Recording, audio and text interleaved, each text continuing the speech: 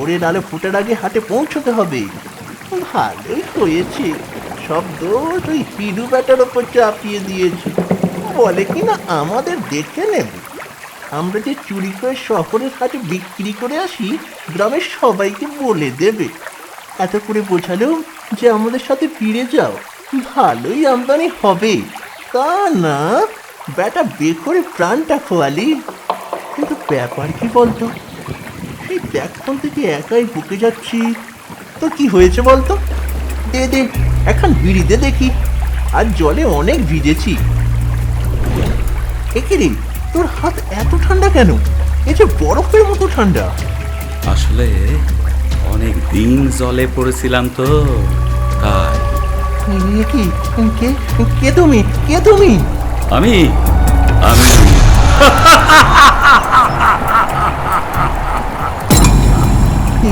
এ কি, এ কি হিরোটা তুমি? তুমি মানে হিরোটা? না না না।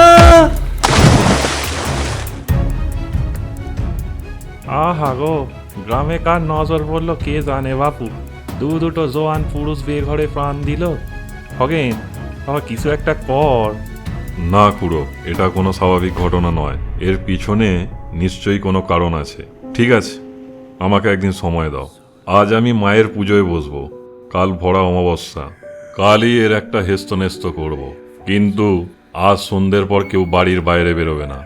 যত যাই হোক, মনে থাকে যেন।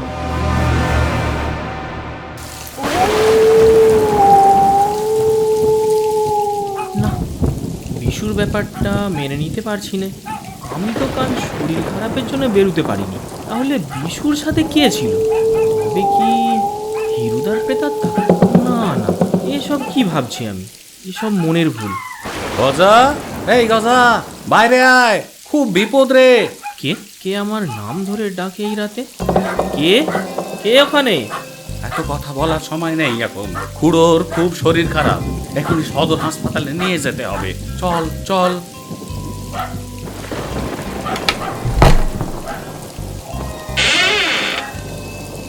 কিন্তু কোনো কিন্তু না, এখন চল নদীর ঘাটে।